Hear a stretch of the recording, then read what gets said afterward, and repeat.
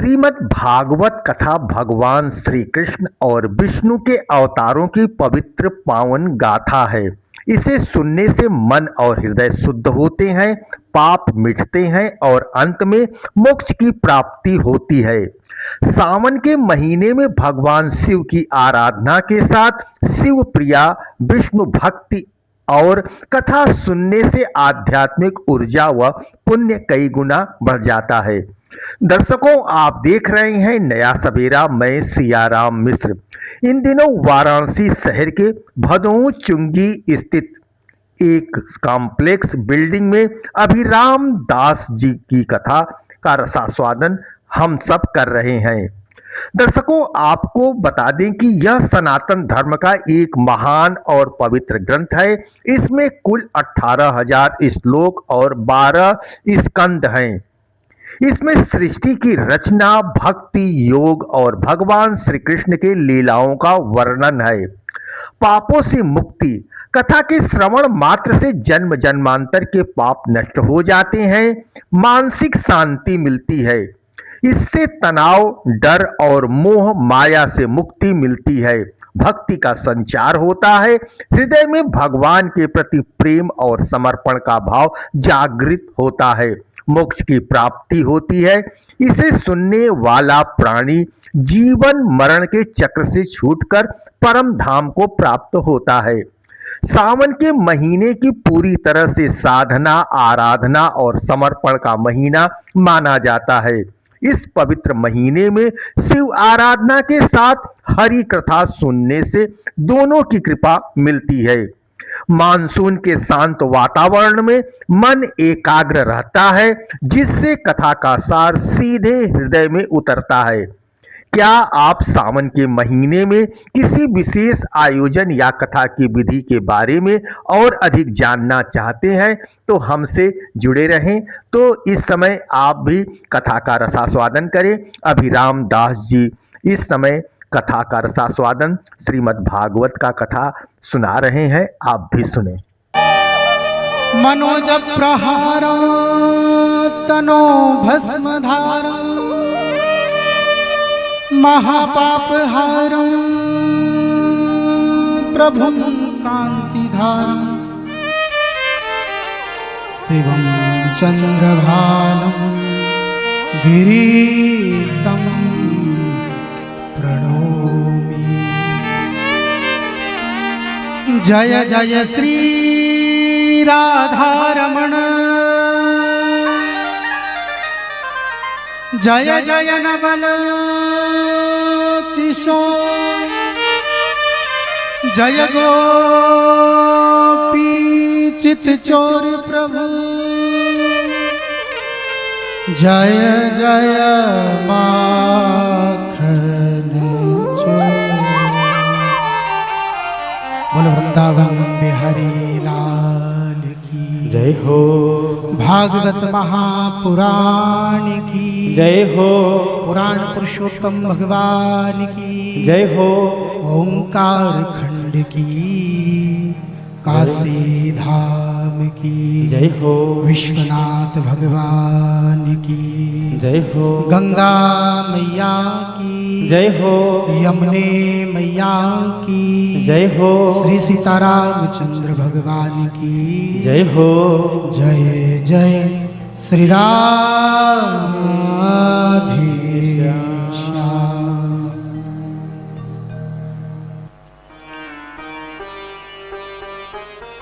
आइए मनवाणी अंतः पवित्र कर्ण को शुद्ध करने के लिए मन एवं आत्मा से भगवान के उस राधा गोविंद के युगल चरणों का ध्यान करते हुए बड़े भाव के साथ मिलकर के भगवान नाम का हम आश्रय लेते हैं। भगवान के नाम का आश्रय करने से बंधुओं क्या होता है? नाम उच्चारण से मनुष्य का हृदय पवित्र होता है, मनुष्य का मन पवित्र होता है और हर जीव की वाणी पवित्र होती है भगवान के नाम से। तो आइए उसी काशी नगरी में विद्यमान होकर के बाबा विश्वनाथ की परम सन्निधि में भगवान नाम का मिलकर के बड़े भाव से हम लोग आश्रय देंगे। मेरे साथ आप सभी मिलकर के बड़े भाव के साथ श्री राधा रमण को हम लोग बड़े भाव से प्रणाम करेंगे। बोल राधा रमण लाल की जय हो। आप लोगों में से वृंदावन कौन कौन गया है, हाथ उठा करके बताइए। अच्छा, वृंदावन आप लोग गए हैं, राधा रमण का दर्शन किस किस ने किया है? 7-8 लोगों ने ही राधा रमण का दर्शन किया है। ब्रज की सप्त निधियों में सबसे सुंदर कोई अगर है तो वो हमारे राधा रमण है। कैसा मेरे प्रभु का सौंदर्य है, उस भाव में बताया कैसे हैं प्रभु। नटनागर किशोर नवल रसिया, प्यारो ब्रज को छैल कान्हवन बसिया। नटनागर किशोर नवल रसिया, प्यारो ब्रज को छैल कान्हा मन बसिया। नटनागर किशोर नवल रसिया, प्यारो ब्रज को छैल कान्हा मन बसिया। नवनागर किशोर हरि नवल रसिया, प्यारो ब्रज को छैल कान्हा मन बसिया। जब हम लोग वृंदावन जाते हैं, राधा रमण के गर्भगृह के मंदिर के समकक्ष जब भगवान के खड़े होते हैं बंधुओं, आपने देखा होगा भगवान का एक तो छोटा सा विग्रह है और पूर्ण शालिग्राम शिला का विग्रह है भगवान का। सारे स्वरूप को भगवान ने मानो उस ब्रज निधि में प्रकट कर दिया बंधुओं। ऐसे श्री राधा रमण के भाव है उनके लिए क्या। अखियन काजर मृग छोना सो, नख बेसर जादू तो ना सो। अखियन काजर मृग छोना सो, नख बेसर जादू तो ना सो। अखियन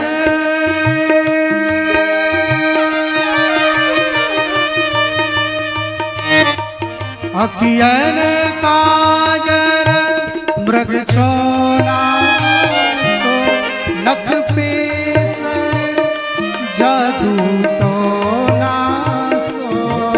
अखियन काजर मृग छोना सो, नख बेसर जादू तो ना सो। जय जय राधा रमण, जय जय राधा रमण, जय जय राधा रमण, जय जय राधा रमण, जय जय राधा रमण। जय जय राधा रमण, जय जय राधा रमण। मेरो राधा हरण सबको बाधारण, मेरो राधा रमण भव बाधारण। जय जय राधा रमण, जय जय राधा रमण। जय जय राधा रमण, जय जय राधा रमण।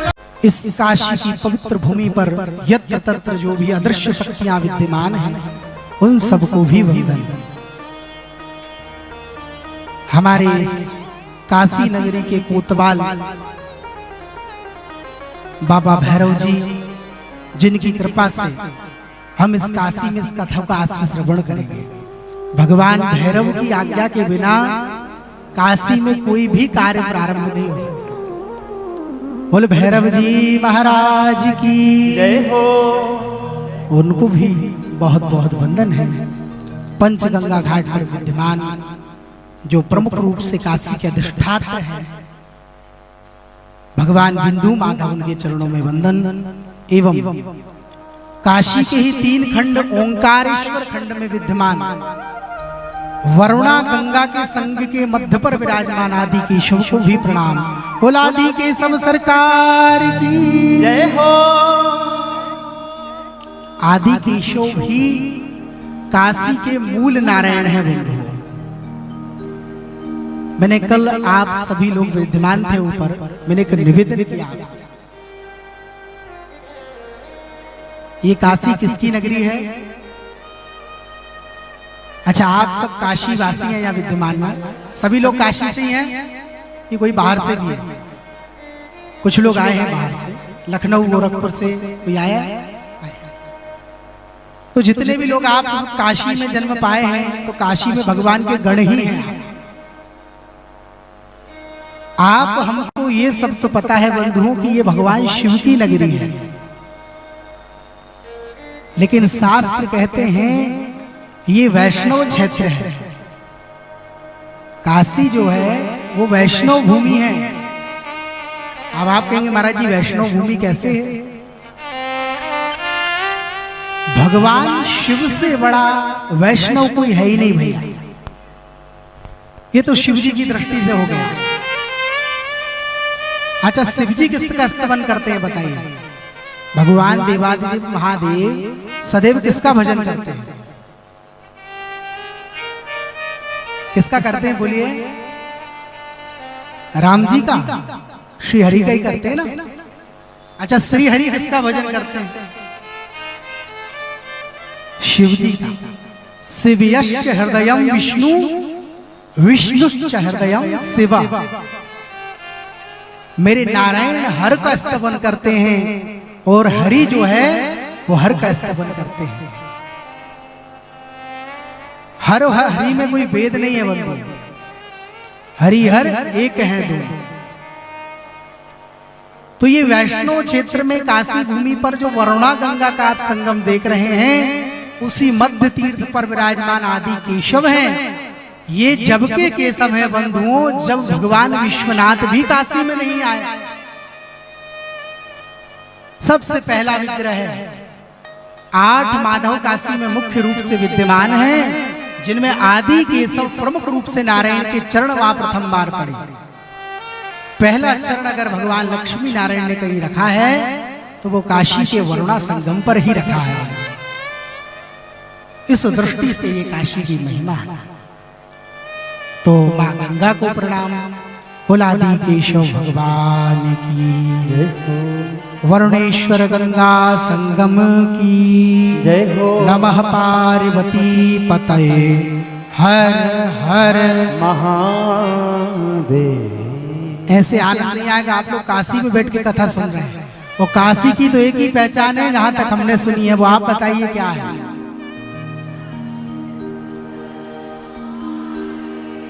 नमः पार्वती पतये। अभी भी आवाज नहीं आ रही है। नमः पार्वती पतये।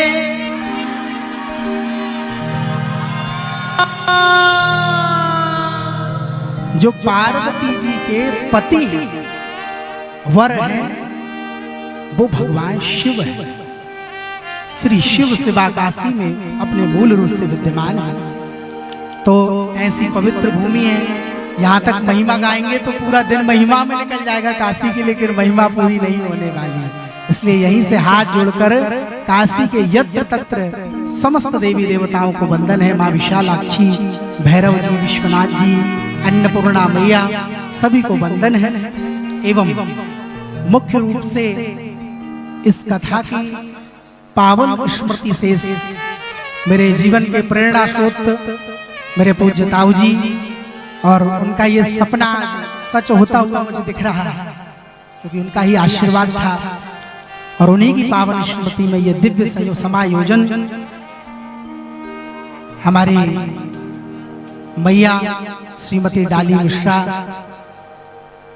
एवं श्रीमती पूजा प्रदीप मिश्रा, रीता मिश्रा, समस्त मिश्रा परिवार के पावन संकल्प से ये दिव्य श्रीमद् भागवत महापुराण, इसके साक्षी आप समस्त, ये जो पूरी साईं धाम अपार्टमेंट है, आप सबके सहयोग से, भाव से, पूरी निष्ठा लगन से, हमारे सोनकर जी, उनका पूरा परिवार, नाम तो मुझे सबके नहीं पता, लेकिन जिन जिन को मैं जानता हूँ या जिन जिन से मैं मिला हूँ, आप सबका भी बहुत सहयोग तो बड़े भाव के साथ आज से ठीक 7 दिन तक हम इस कथा का यहाँ पर आनंद लेंगे। आइए, आज एक सबसे बड़ी प्रसन्नता की बात और है, काशी में तो कथा हो ही रही है, श्रावण का महीना है और आज परम पूज्य इस दास को जिनके आशीर्वाद से या जो कृपा प्राप्त हुई है, पूज्य गुरुदेव भगवान का आगमन कुछ ही क्षणों में हमारे मध्य में होने जा रहा है। तो वृंदावन से गुरुदेव कल अयोध्या प्रवास पे थे और वहां दर्शन करके आज हमारे पूज्य दादा गुरुदेव भगवान बक्सर में, शायद आप लोग परिचित हो, बक्सर वाले मामा जी के नाम से, जिनका पूरे देश विदेश में और काशी की विशिष्ट विभूतियों में जिनका नाम है, ऐसे संत परम सम्मानीय परम पूज्य, इनका नाम भी लेते तो नहीं अपितु भक्तमाली जी के नाम से जिन्हें संपूर्ण ब्रज के रसिक संत जानते हैं, ऐसे पूज्य बक्सर वाले मामा जी, पूज्य नारायण दास भक्तमाली जी, पूज्य दादा गुरुदेव हैं। उन्हीं के कृपा पात्र हमारे पूज्य गुरुदेव, जिनके द्वारा मुझे इस वैष्णव कुल में प्रवेश करने का सौभाग्य मिला। उनकी करुणा कृपा से इस वाणी को आज जन जन तक पहुंचाने का जो सामर्थ्य दिया, वो पूज्य गुरुदेव भगवान ने दिया।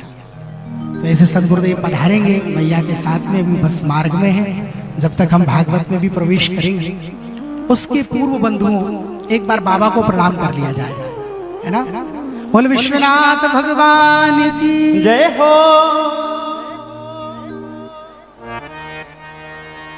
देखिए, ये कौन सा मास चल रहा है बताइए, सब लोग मेरी ओर देखिए, कौन सा महीना चल रहा है? श्रावण के महीने में किसकी महिमा है? श्रवण की महिमा है।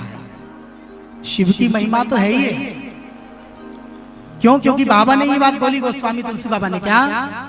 जिन हरि कथा सुनी नहीं काना, जिन हरि कथा सुनी नहीं कान्हा, जिन हरि कथा सुनी नहीं काना, जिन हरि कथा सुनी नहीं कान्हा, श्रवण रंध्र अहिभावन समान, श्रवण रंग यही भवन समाना, श्रवण रंध्र यही भवन समान, श्रवण रंग यही भवन समान। जिन्होंने भगवान की कथा को बंधुओं सुना नहीं अपने जीवन में, मनुष्य देह पाकर के जिस प्राणी ने भगवान नाम की महिमा को नहीं सुना, भगवान की कथा को नहीं सुना, गोस्वामी तुलसीदास बाबा कहते हैं उनके कान सर्प के बिल के समान। जिन हरि कथा सुनी नहीं काना, ये जो कान हमें प्राप्त किए ईश्वर ने, ये किस लिए है? ये संसार की निंदा सुनने के लिए नहीं बंधुओं, ये संसार में भगवान ने जन्म दिया है। जन्म पाकर के अगर मनुष्य देह मिला है बंधुओं, तो ये कान भगवान की कथा श्रवण करने के लिए, भगवान की महिमा सुनने के लिए है। नहीं तो गोस्वामी जी फटकारे इस बात का, श्रवण रंध्र अहि भवन समान। अहि कहते हैं सर्प को, सर्प के बिल के समान उनके कान हैं, जिन्होंने भगवान की कथा को सुना नहीं। इस स्कंद पुराण में काशी की महिमा क्या है पता है आप? काशी में 15,000 श्लोकों में काशी की महिमा गाई है स्कंद पुराण में। आप कोई ऐसी वैसी भूमि में नहीं जन्म पाए, ये कोई साधारण भूमि नहीं है भैया, ये वैष्णव भूमि है, ये हरिहर की भूमि है। इस पर जन्म लिया प्रत्येक मनुष्य शिवगण है, जिन्होंने पूर्व जन्म में कोई आपने तपस्या की होगी, उस तपस्या का ये आपको आज फल प्राप्त हुआ कि आपने काशी में जन्म प्राप्त किया। कोई भी महीना बंधुओं भगवान के नक्षत्र से प्रारंभ होता है। कार्तिक मास का महीना कृतिका नक्षत्र से प्रारंभ। इसी प्रकार श्रावण का जो महीना वो श्रवण नक्षत्र से प्रारंभ। इस महीने में वह श्रवण नक्षत्र आएगा ही आएगा। इसलिए काशी में बैठ करके श्रावण मास में श्रवण की महिमा है, उसी कथा को हम लोग श्रवण कर रहे हैं। ये श्रीमद् भागवत क्या है? ये कोई पोथी नहीं है, ये कोई पुस्तक नहीं है भैया। श्रीमद् भागवतम शास्त्रम प्रत्यक्षते वर्तते हरि। यह श्रीमद् भागवत महापुराण वैष्णवों की संहिता है, वैष्णवों के प्राण है, और मेरे श्री राधा गोविंद का साक्षात युगल रूप ही श्रीमद् भागवत।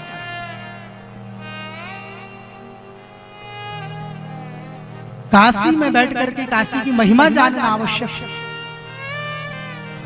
जब तक किसी व्यक्ति के, वस्तु के, स्थान के बारे में हमें बोध नहीं होगा, तब तक उनसे हमारी प्रीति नहीं हो सकती। भगवान से संबंध बनेगा, अपितु आपकी प्रीति तय करेगी कि आपकी भक्ति में पुष्टता कितनी है। आपका प्रेम प्रकट जब होगा मन से, हृदय से, भाव से कि मुझे कथा श्रवण करना है, ये कथा की प्यास आपके जीवन में जब जागृत होगी, तब भगवान की कृपा और कथा जीवन में प्रवेश करती है। बोल भागवत महापुराण की जय हो। स्कंद पुराण के अनुसार 15,000 श्लोकों में स्कंद पुराण में काशी की महिमा को गाया गया है। विश्वे सम्माधवम डुंडे दंडपाणी च भैरवम वंदे काशी गुहां गंगा भवानी मणिकर्णिका। इस काशी नगरी में राजेंद्र विश्वनाथ हैं, भैरव कोतवाल हैं, और आदि केशव बिंदु माधव काशी के रक्षक के रूप में विद्यमान हैं। भैरव जी बाहरी आपदा से तो बचा लेते हैं बंधुओं, लेकिन काशी का मनुष्य काशी में रहकर के पाप कर्म करेगा, उस पाप से कौन बचाए? तो उस पाप से बचाने के लिए केवल भगवान बिंदु माधव काशी में विद्यमान है कि उस पाप से आपकी रक्षा करेंगे भगवान नारायण। ये नारायण की महिमा है। बोलो लक्ष्मी नारायण भगवान की जय हो।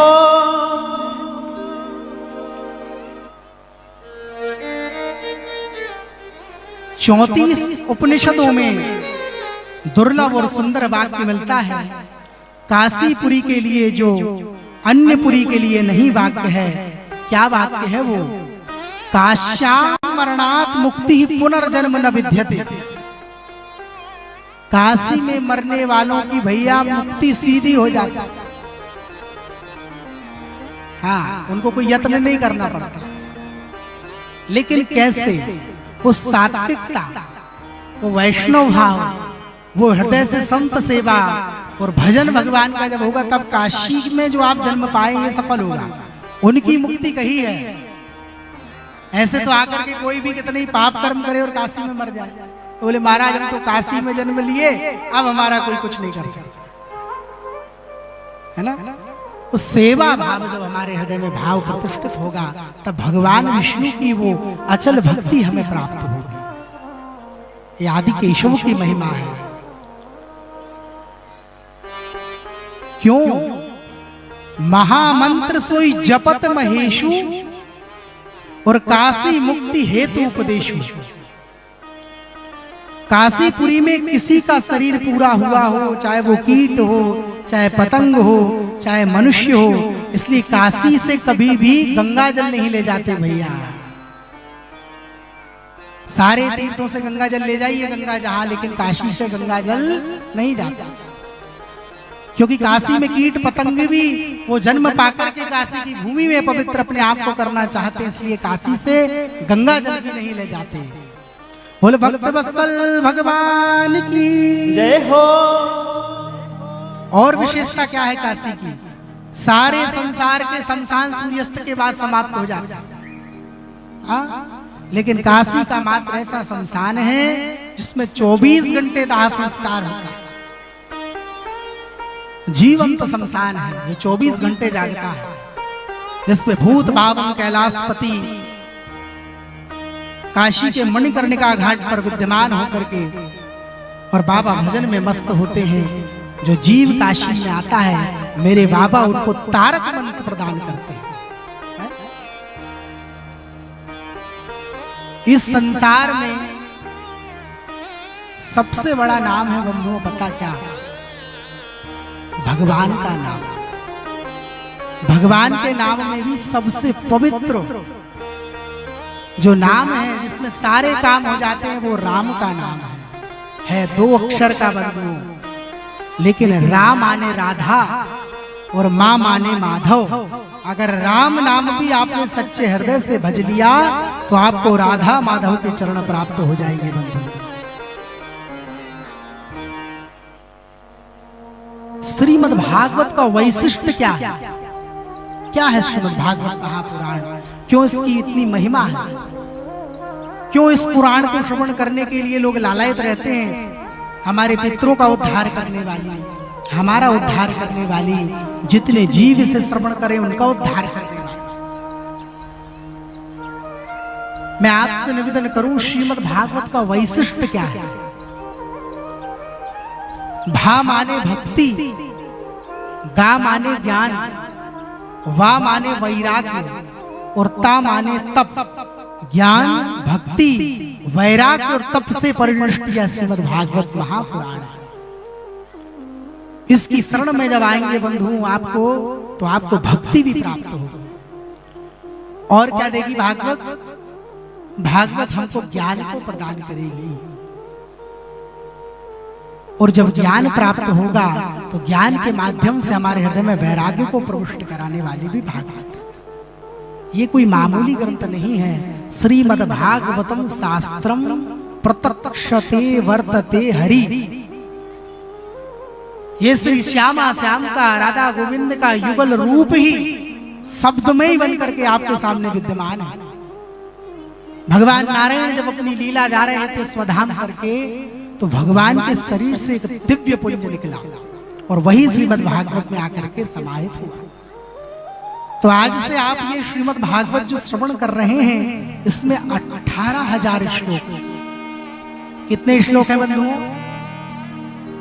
18,000 श्लोक श्रीमद् भागवत में, 12 स्कंद श्रीमद् भागवत में और 335 अध्याय श्रीमद् भागवत महापुराण में। ऐसा ये 18,000 श्लोकों का दिव्य पुराण वैष्णवों का धन है। बंधुओं, मनुष्य के जीवन में ये कथा क्या करती है?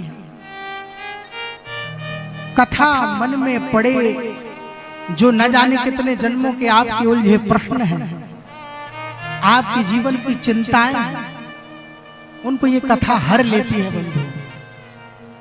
आज प्रायः देखिए आप, इस संसार में सबको टेंशन है। कोई भी संसार में ऐसा व्यक्ति नहीं जिसे चिंता नहीं है। कोई तन दुखी, कोई मन दुखी, कोई धन बिन रहत उदास, परंतु थोड़े थोड़े सब दुखी, सुखी राम के दास। कोई तन से दुखी है, किसी का तन काम नहीं करता महाराज जी, पैरों में बड़ी समस्या। कोई मन से दुखी है, सब कुछ होते हुए भी मन नहीं है, उसका पता नहीं। सब कुछ है महाराज जी लेकिन मन नहीं है, पता नहीं क्यों, कैसा लगता है। कोई तन दुखी, कोई मन दुखी, किसी के पास इतना है कि रखने की जगह नहीं, उसे भी शांति नहीं, और किसी के पास इतना भी नहीं है कि वो एक वक्त का भोजन कर ले बंधु।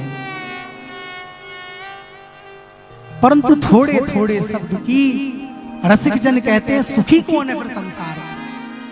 बोले सुखी राम के दास, जो भगवान की शरणागति को धारण किए हैं, जो धर्म को धारण किए हैं, जो कथा को धारण किए हैं वो सुखी है बस। इस संसार में ये माया का ऐसा प्रताप है बंधुओं, जो सत्य को छुपा देगी और सत्य को सामने प्रकट कर देगी, और असत्य जनसार ही हमको सत्य प्रतीत होने लगेगा।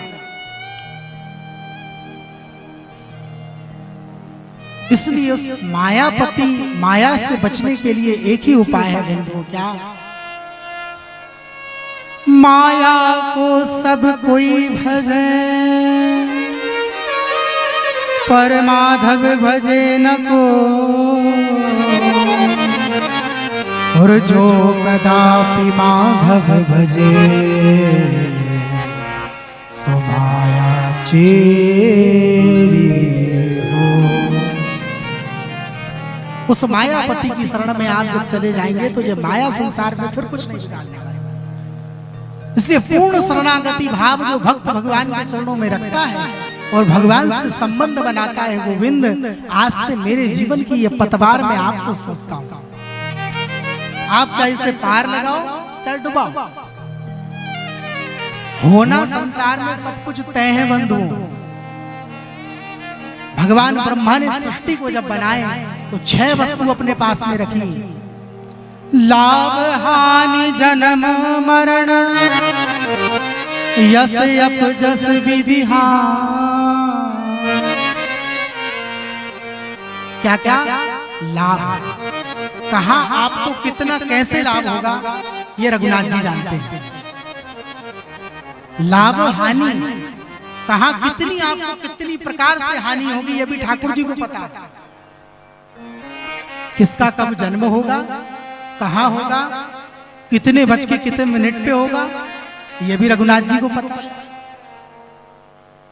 कब कहां किसकी मृत्यु होगी, कितने बज के कितने मिनट पर होगी ये भी तय है, और कहां आपको यश प्राप्त होगा और कितना परिवार समाज में अपयश प्राप्त होगा। देखिए मैं आपसे निवेदन करूं, कथा का प्रथम दिवस और आज प्रथम दिवस महिमा का गायन है, तो पहले भागवत की महिमा से अवगत होइए। जब महिमा पता चल जाएगी भागवत की तो हम भागवत से अवगत होंगे, क्योंकि ये दर्पण है बंधु। जैसे हम हैं वैसा ये भागवत हमें दिखाती है, कथा हमें हमारे चरित्र को दिखाती है कि हमारा चरित्र क्या है, हमारा स्वभाव क्या है, ये कथा हमें बताती है। इस संसार में चिंता करने से कुछ नहीं होने वाला भैया, चिंतन करिए। जिसका चिंतन मजबूत होगा उसे फिर चिंता करने की आवश्यकता नहीं है भैया। मित्र बनाए, भगवान को बनाए, संबंध बने, भगवान से बने। ये संसार तो स्वार्थी है। कब तक, कितने दिन तक आप इन संसार के झूठे संबंधों को अपना मानेंगे? ये मेरे पिता, ये मेरी माता, ये मेरे पत्नी, ये मेरे बच्चे, ये मेरा परिवार। बाबा गोस्वामी जी ने इस बात पर प्रकाश डाल करके एक बात बोली है, क्या? स्वार्थ लाभ करे सब प्रीति, स्वार्थ लाभ करे सब प्रीति, सुर मुनि कह सबकी यह रीति, सुर मुनि कह सबकी यह रीति। इस संसार में प्रत्येक संबंध चाहे संसार में किसी का, पूज्य गुरुदेव भगवान का आगमन हो गया है। करतल ध्वनि बजा करके पूज्य गुरुदेव का अभिवादन करें। बोलो सतगुरुदेव भगवान की जय हो।